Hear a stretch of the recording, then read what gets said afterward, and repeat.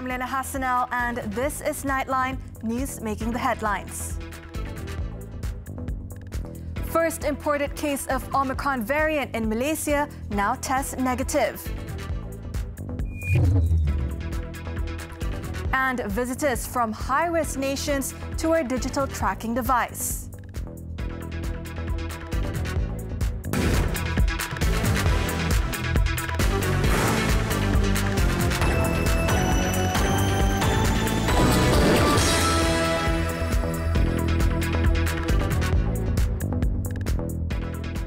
Good morning.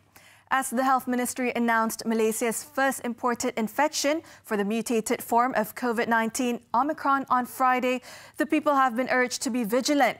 But its Minister, Khairi Jamaluddin, noted that there is no need for panic, as the country was well prepared to deal with the situation. And that's testing on arrival, vaccination and community surveillance. And later in the night, Health Director General Tan Sri Dr. Nur Hisham Abdullah said that the index case underwent a repeat RT-PCR test on Friday and the result was negative.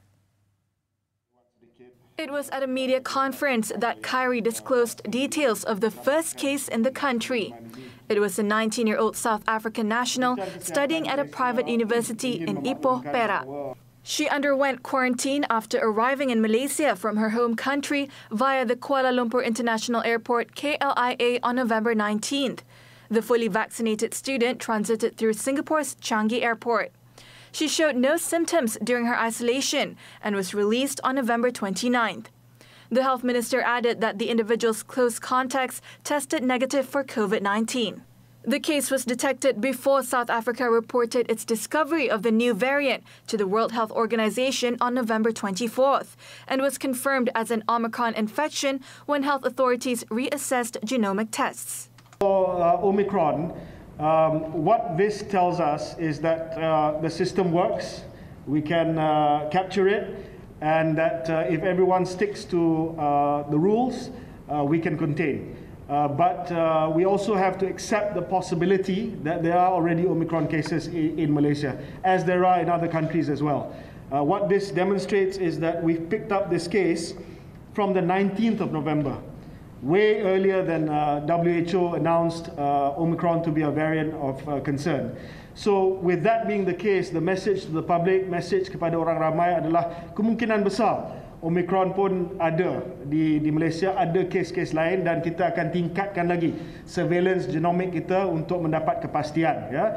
Yang penting kita tidak panik, yang penting kita masih lagi mendapat maklumat tentang Omicron ini dari segi kebolehjangkitan, dari segi kesan sama ada gejala buruk ataupun tidak. Ya.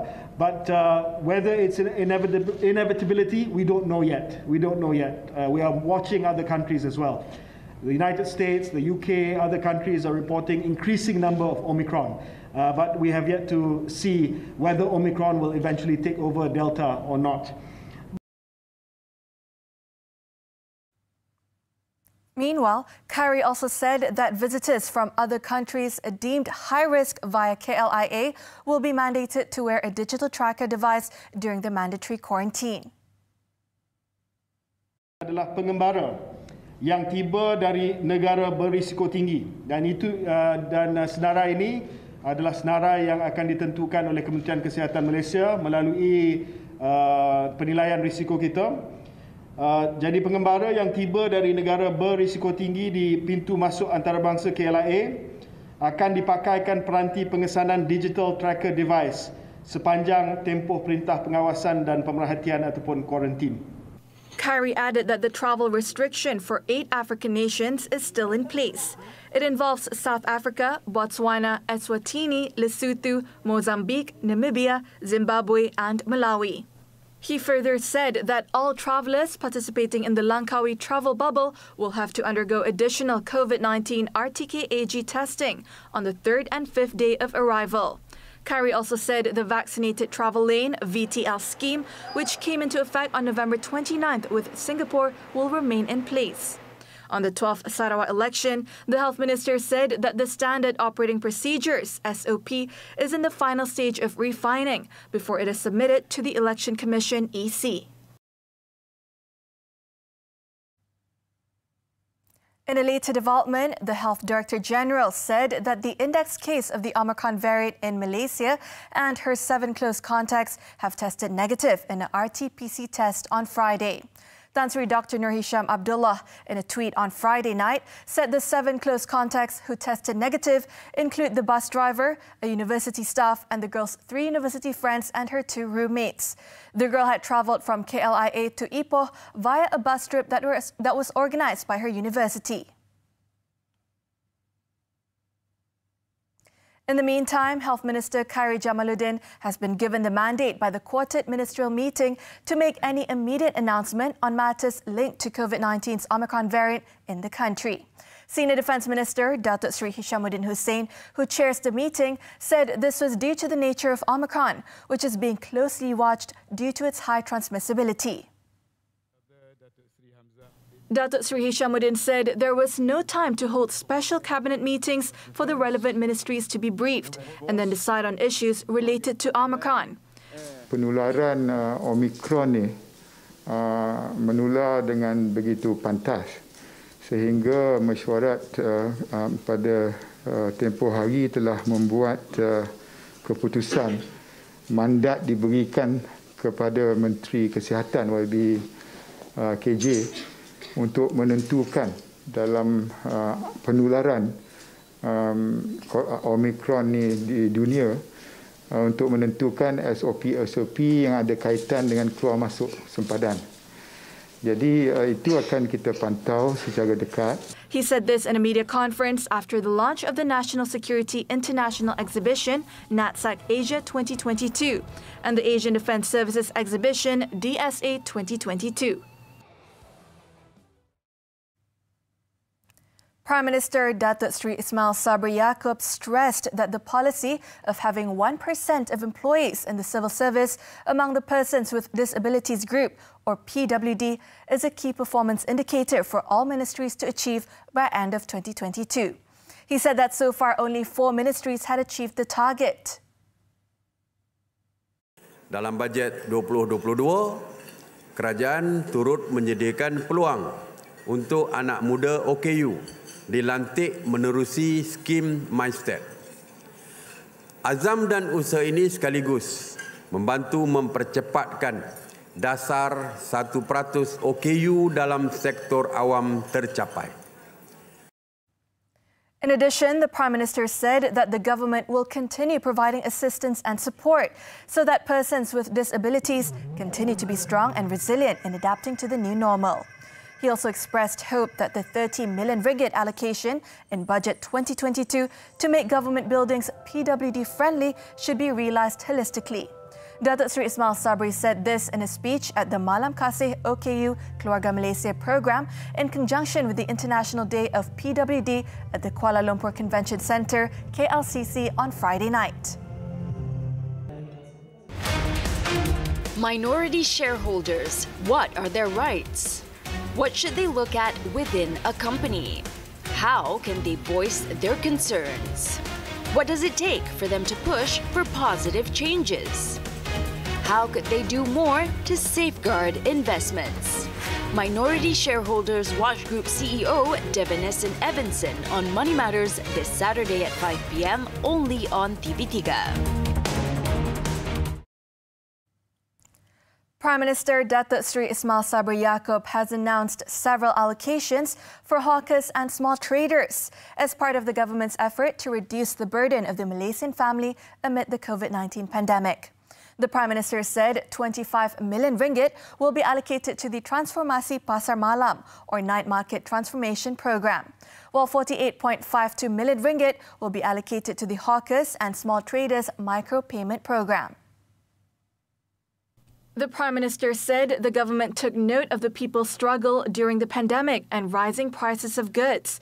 He said the Night Market Transformation Program would be a platform for the public to get daily necessities at cheaper prices. The program will be implemented in stages at 50 night market locations nationwide beginning 2022. Untuk itu semua pihak, khususnya pihak berkuasa tempatan serta kerajaan negeri diharap dapat mengadaptasi pendekatan transformasi pasar malam ini di seluruh negara. Ini kerana pasar malam merupakan satu medan kepada rakyat mendapatkan keperluan harian dengan mengurangkan peranan orang tengah. He said this in a speech when launching the National Level Hawkers and Small Traders Day celebration at the Farmers Market in Putrajaya on Friday. At the same time, Datuk Seri Ismail Sabri also announced an allocation of 100,000 ringgit for the Malaysian Federation of Malay Hawkers and Petty Traders Association. On the 48.52 million ringgit allocation for Small Traders Micropayment Program, Datuk Seri Ismail Sabri said this initiative would provide them with Sharia-compliant financing with a zero profit rate from Bank Rakyat to improve and redevelop existing businesses. The value of the financing aid is between 10,000 ringgit and 50,000 ringgit, with a repayment period of up to 5 years. At the same function, the Prime Minister on Friday also called on all commercial banks not to take legal action against hawkers and petty traders who failed to repay their loans. Datuk Seri Ismail Sabri Yaakob said that banks should emulate the initiative taken by the financial institutions under the Entrepreneur Development and Cooperatives Ministry, MIDAC.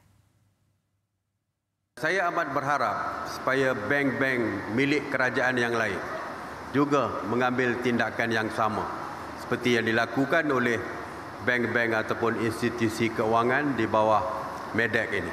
Banyak bank-bank lain seperti Bank Simpanan Nasional, Bank Pembangunan, ini semua bank milik kerajaan. Malah saya juga menyeru kepada bank-bank komersial yang lain juga supaya memberi pertimbangan sewajarnya supaya tidak mengambil tindakan undang-undang terhadap peniaga-peniaga mikro, khususnya penjaja-penjaja dan peniaga-peniaga kecil ini. Datuk Seri Ismail Sabri also said the twinning programs were aimed to help the hawkers and petty traders to revive their businesses after 2 years of struggling with the COVID-19 pandemic.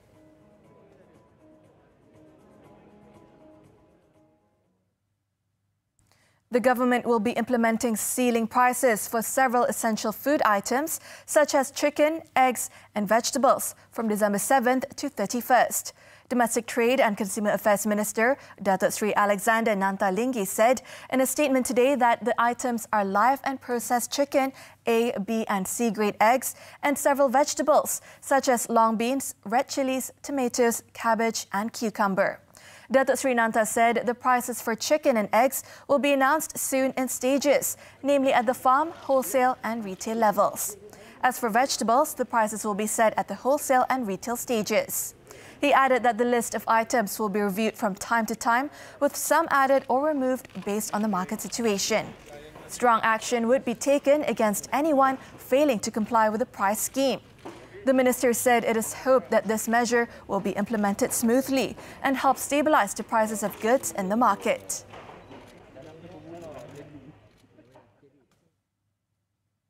The candidate lineup for Gabungan Parti Sarawak GPS for the 12th Sarawak state election, which will see it contest all 82 state seats, will also include 24 new faces. GPS chairman Tan Sri Abang Johari Openg said the 24 new faces are aged between their 30s and 40s from different backgrounds and professions.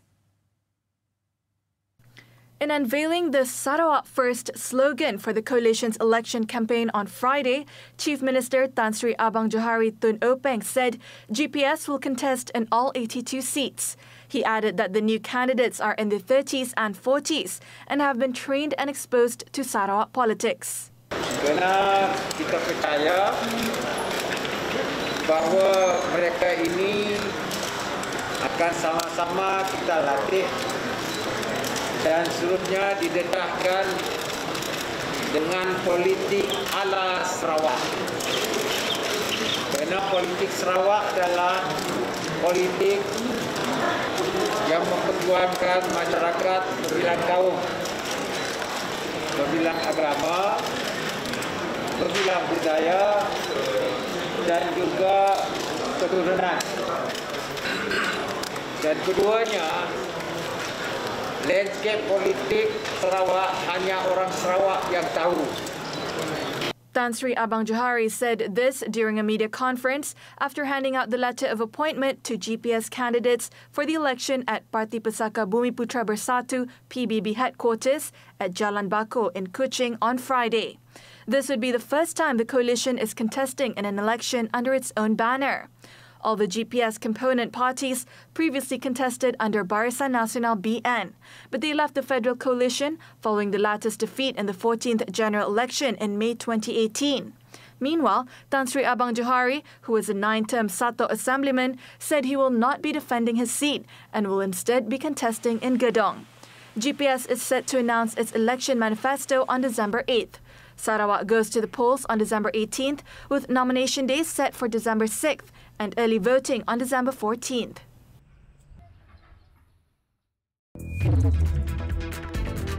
Still to come on Nightline, Najib files application for new evidence to be admitted into his SRC appeal.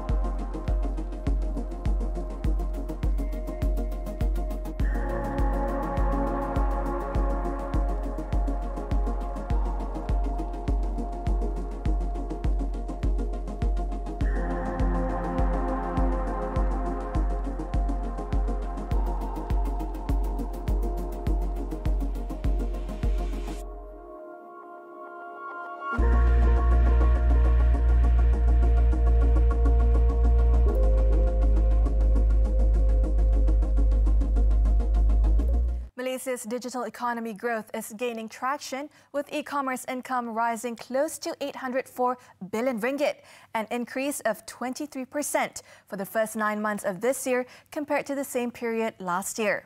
Finance Minister Datuk Seri Tengku Zafrul Abdul Aziz said digitalisation has always been of strategic importance to Malaysia as it seeks inclusive and sustainable economic growth. In a virtual forum on Friday, Datuk Seri Tengku Zafrul said in 2020, Malaysia's digital economy made up 22% of gross domestic product (GDP) and is expected to generate around 500,000 jobs by 2025. In line with this, he said Malaysia has also seen digital payment solutions grow significantly last year, with a 664% increase in merchant registration. The finance minister also acknowledged that although no countries have been spared from the effects of the COVID-19 pandemic, advances in digital readiness and the far-reaching impact of technology have enabled Malaysia to better mitigate the more severe effects of the lockdowns and prevent more permanent economic scarring. He also noted that digitalization has been critical in strengthening the country's economic resilience, but there is still much room for development. The finance minister said the nation's digital economy blueprint, which is a long-term plan until 2030, is to empower Malaysians in all walks of life with digital literacy, high-value job creations, fintech education, and healthcare. Datuk Seri Muhammad Najib Tun Razak's application to allow new evidence to be adduced in his appeal over his 12 years jail sentence and a fine of 210 million ringgit for misappropriating 42 million ringgit SRC International Sdn Bhd funds will be heard a day before the Court of Appeal delivers its verdict. Checks at the court's cost list showed that the hearing has been fixed for December 7th. The matter was also confirmed by Datuk Seri Najib's lead counsel, Tan Sri Muhammad Shafi Abdullah, and Deputy Public Prosecutor, Datuk VC Tambaran. Filed on December 1st, Datuk Seri Najib is applying for the Appeals Court to allow and to direct for viva voce evidence to be taken from Malaysian Anti-Corruption Commission MACC Chief Commissioner Datuk Seri Azam Baki, MACC Investigating Officer Rosli Hussein, who was the 57th prosecution witness in the SRC case, as well as evidence of any other witness in relation to the case. In an affidavit filed in support of his application, Datuk Seri Najib said the application was made by him without delay, as soon as he was made aware of and was able to accumulate all the necessary information and documents. Datuk Seri Najib claimed that such information was not available or could not be obtained during his SRC trial at the High Court, and when the Court of Appeal previously heard the appeal. Hence, he is seeking the Court of Appeal to decide on this application before delivering its decision. Datuk Seri Najib stated that he made the application following the MACC's media release dated November 19th this year on the recovery of fund assets of One Malaysia Development Berhad, 1MDB inter alia from Singapore, whereby the government of Singapore had repatriated a sum of $15.4 million to Malaysia, relating to an account of Cutting Edge Industries Limited Company owned by Datuk Taufik Aiman, the husband of former Bank Negara Malaysia Governor Tan Sri Zeti Akhtar Aziz. South Africa hit by fourth wave of COVID-19 driven by Omicron. Details when we return.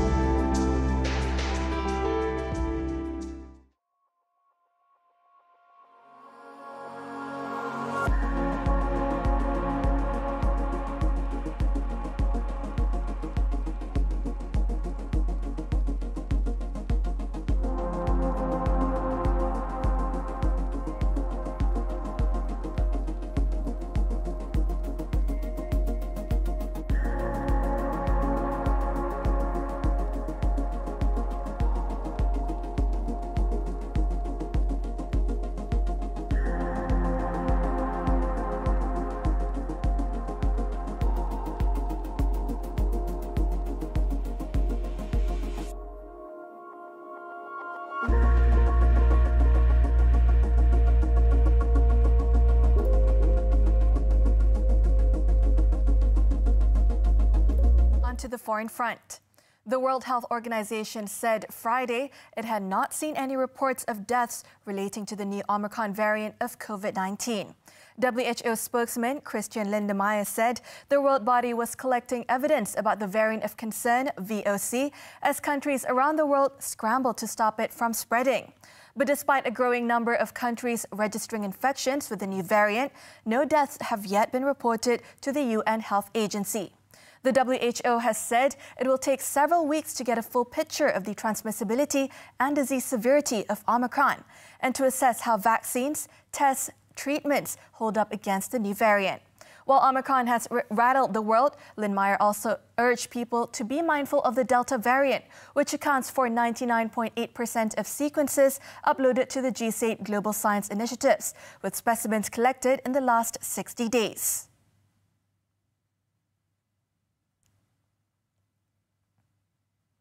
In other news, South Africa is being hit by a fourth wave of COVID-19 infections driven by the Omicron variant, which has been detected in 7 of the country's 9 provinces.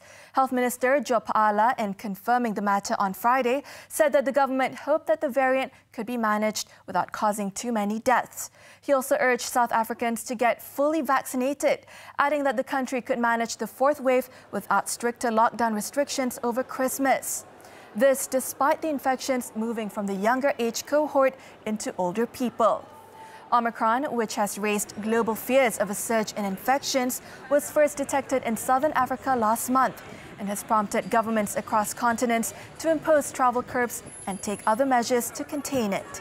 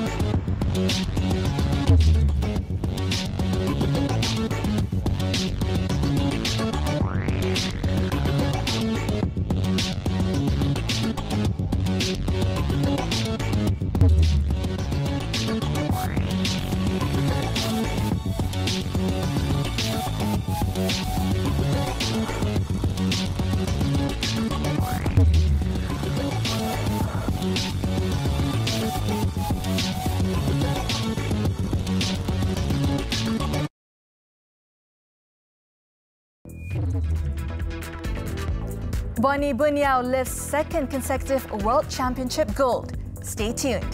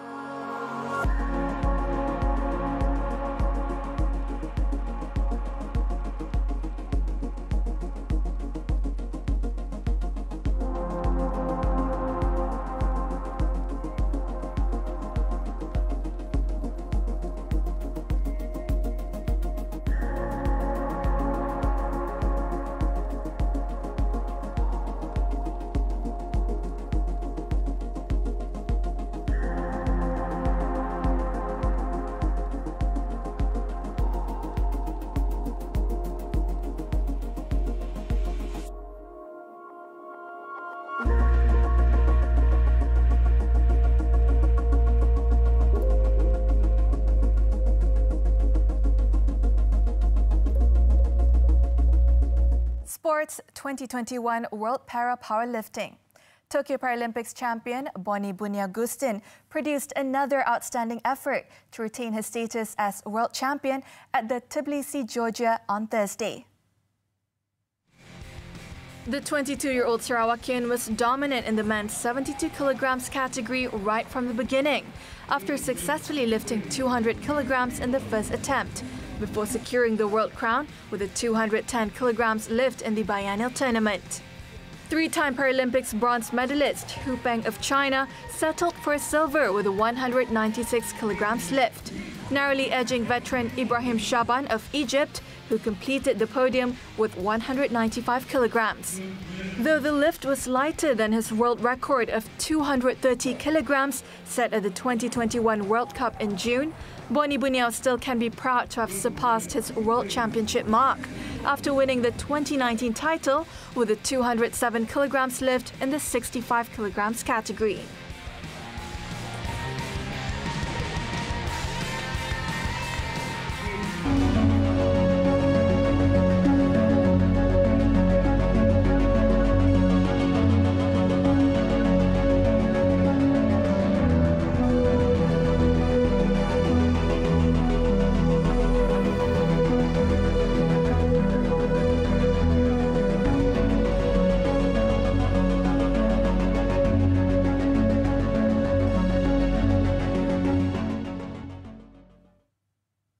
As we wrap up Nightline this time around, let's take a look at the Bangkok Motor Show 2021, which opened this week as the country gradually eases its COVID-19 restrictions and the car industry recovers. With that, I'm Liyana Hassanel. Thank you for watching and stay safe.